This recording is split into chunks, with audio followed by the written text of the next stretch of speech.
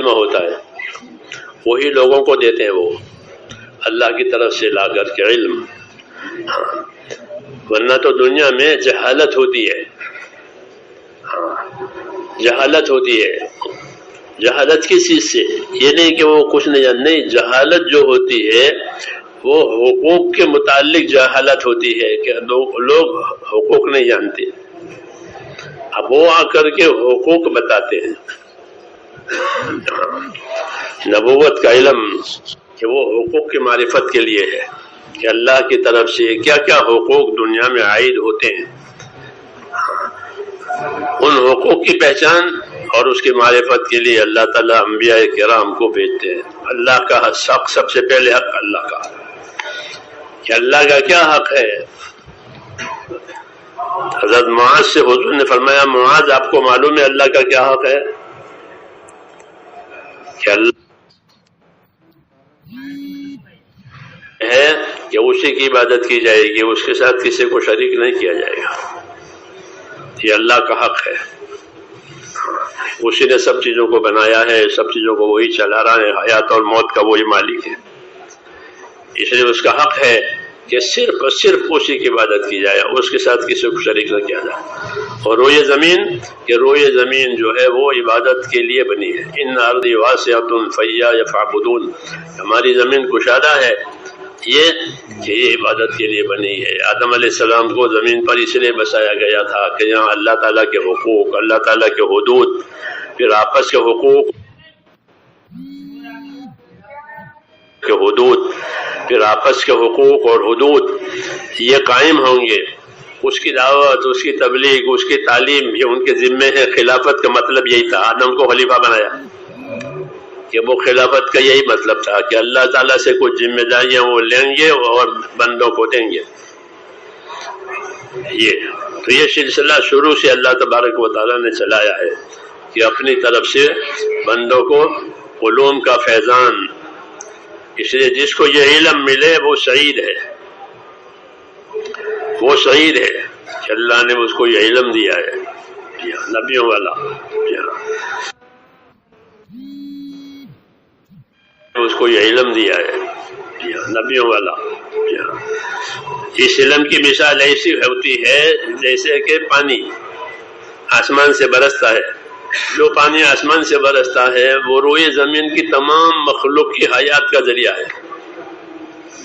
وَجَعَلْنَا مِنَ الْمَاءِ كُلَّ شَيْءٍ حَيٍّ، پانی سے ہم نے ہر چیز کو حیات بخشی ہے، یہ فرمایا۔ تو پانی کہ روئے زمین کی تمام مخلوق کے لیے حیات کا ذریعہ ہے، ایسے ہی یہ علم کہ وہ روئے زمین پر بسنے والی انسانوں کی اور جناتوں کی جو مخلوق ہے کہ ان کی نجات کا، ان کی کامیابی کا ذریعہ ہے۔ حضور اکرم صلی اللہ علیہ وسلم نے فرمایا، مثل ما بعث کیا ہے؟ حضور اکرم صلی اللہ علیہ وسلم نے فرمایا، مثل ما بعثنی اللہ من العلم والہدى کمثل غیث، یہ جو علم و ہدایت صلی اللہ علیہ وسلم نے فرمایا، مثل ما بعثنی اللہ من العلم والہدى کمثل غیث، یہ جو علم و ہدایت دے کر مجھ کو اللہ پاک نے بھیجا ہے وہ ایسا ہے جیسے آسمان سے آنے والا پانی۔ تو آسمان سے آنے والا پانی مادی اعتبار سے زمین کی، روئے زمین کی مخلوق کی حیات کا ذریعہ ہے۔ یہ علم جو آئے گا وہ انسانی زندگی کے لیے نجات اور کامیابی کا ذریعہ ہے، اور کوئی کامیابی کا ذریعہ نہیں۔ پانی کے بغیر کوئی چیز اگتی نہیں ہے، آج تک کوئی چیز اگے گی تو پانی سے اگے گی، زمین سے۔ کہ پانی میں یہ تاثیر ہے کہ وہ زمین کی چیزوں کو اگا، کوئی چیز اگے گی تو پانی سے اگے گی، زمین سے۔ کہ پانی میں یہ تاثیر ہے کہ وہ زمین کی چیزوں کو اگاتا ہے، چیز اگے گی تو پانی سے اگے گی، زمین سے۔ کہ پانی میں یہ تاثیر ہے کہ وہ زمین کی چیزوں کو اگاتا ہے۔ تو ایسے ہی یہ علم، تو یہ علم اس لیے آیا ہے اللہ سے صحیح رشتہ پیدا کرنے کے لیے، صحیح تعلق پیدا کرنے کے لیے۔ اس لیے ہر نبی کو ان کی امت کی صلاحیت کے مطابق یہ علوم دیے گئے. پھر جو جو انسانوں کی صلاحیت زمانے کے گزرتے میں بڑھتی چلی گئی، یہ علوم بھی بڑھتے چلے گئے. آخر امت یہ اپنی صلاحیت تک پہنچ گئی تو حضور صلی اللہ علیہ وسلم کو ہر لائن کا پورا علم دیا گیا. ایمانیات ہو، عبادات ہو، معاملات ہو، معاشرت ہو، اخلاق ہو، عقوبات ہو، ہر لائن کا آپ کو پورا علم دیا گیا. ایمانیات ہو، عبادات ہو، معاملات ہو، معاشرت ہو، اخلاق ہو، عقوبات ہو، ہر لائن کا آپ کو پورا علم دیا گیا. وَعَلَّمَكَ مَا لَمْ تَكُنْ تَعْلَمُ وَكَانَ فَضْلُ اللَّهِ عَلَيْكَ عَظِيمًا. یہ بتایا جو آپ نہیں جانتے تھے وہ علم آپ کو ہم نے دے دیا ہے، اور اللہ کا فضل آپ پر بہت زیادہ ہے. من جملہ ان کے یہ علم بھی ہے. اس لیے جس کو یہ علم ملے کہ وہ شہید ہے، جسے ایمان ملے تو شہید ہے، علم ملے تو شہید ہے. اس لیے اس علم کو حاصل کرنا ہماری شریعت میں فرض قرار دیا گیا ہے کہ علم حاصل ہونا یہ فرض ہے. اس کو حاصل کرو، اس کو سیکھو، اس کو سکھاؤ، اس کو عام کرو، کیوں یہ پانی کی طرح سب کی ضرورت کی چیز ہے. چنانچہ حضور صلی اللہ علیہ وسلم کی بعثت سے علم عام ہو گیا. عام ہونے کا کیا مطلب ہے کہ آپ نے اپنی محنت ایسی چلائی کہ زندگی کے ہر شعبے کا علم شعبے والوں کو پہنچا،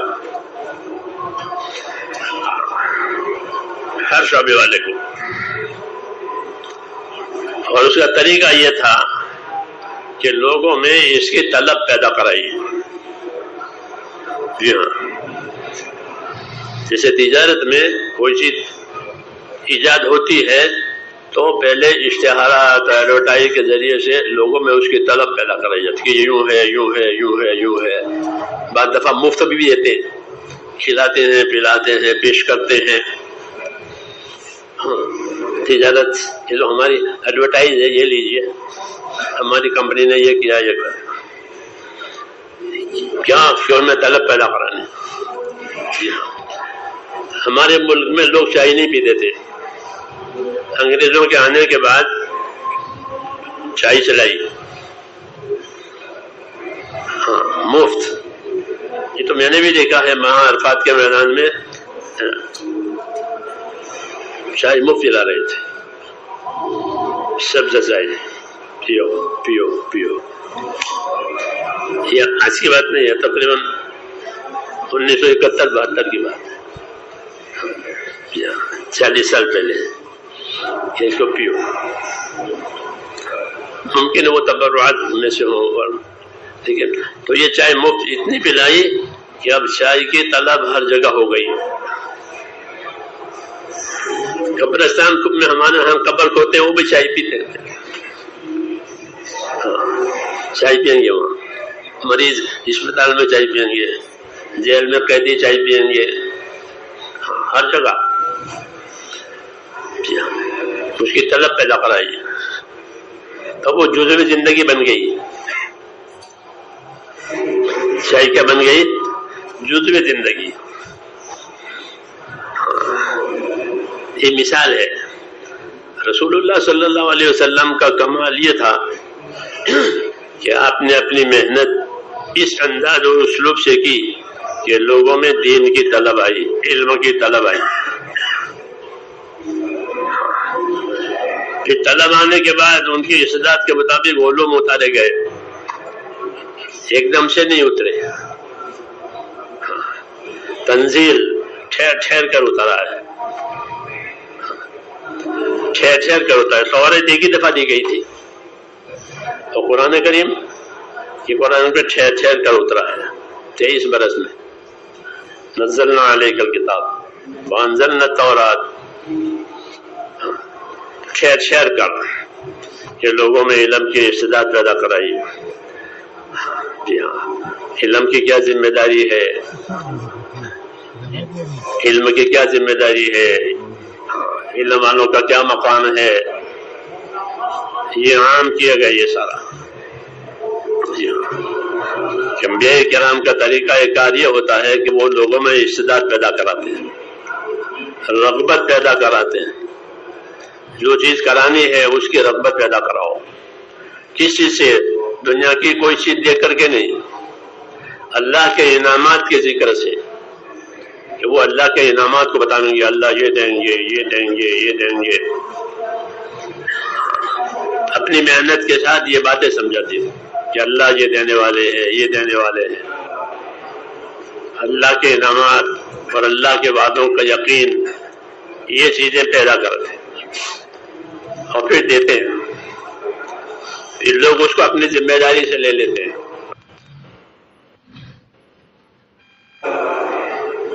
اللہ کے انعامات اور اللہ کے وعدوں کا یقین، یہ چیزیں پیدا کرتے ہیں۔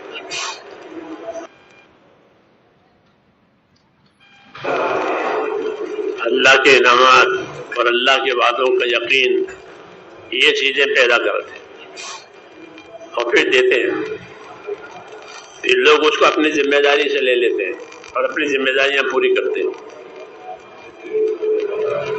تو یہ چیز حضور صلی اللہ علیہ وسلم نے خوب پھیلائی، ہر شعبے کو علم ملا، ہر طبقے کو علم ملا۔ جو غلام گھروں میں غلامی اور خدمتیں کرتے تھے وہ بھی عالم ہوتے تھے۔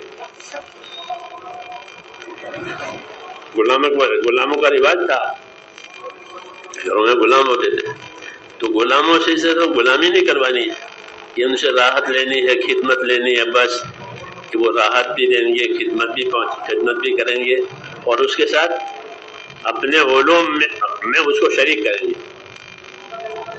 کہ ہم سے یہ سیکھو۔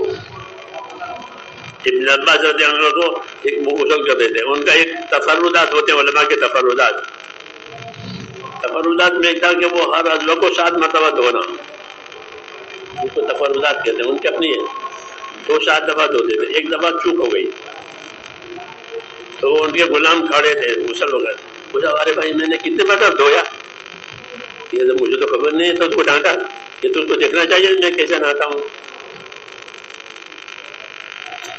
ہاں، عملاً اس کی تعلیم دیتے کہ کیسے عمل کرتے ہیں، اس کو دیکھو، کیونکہ صحابہ کے جو عادت فرماتے ہیں، ہمارے ہاں صحابہ کے اعمال ہمارے علوم ہیں،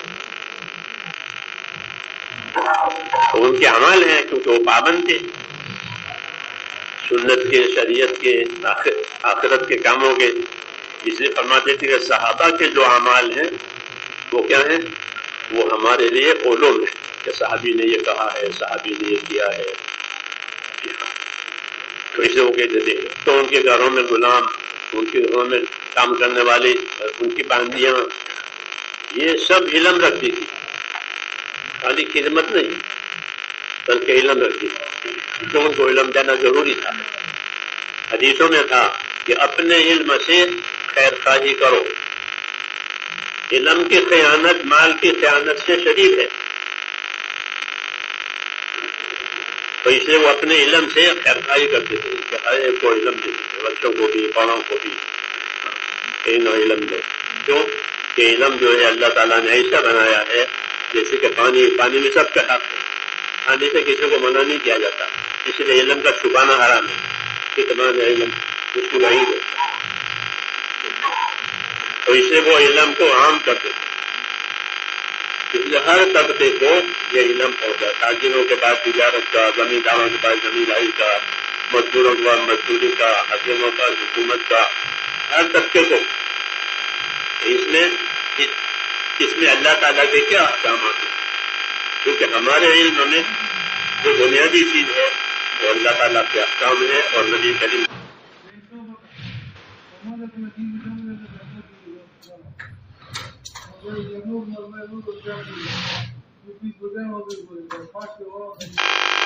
ہر طبقے کو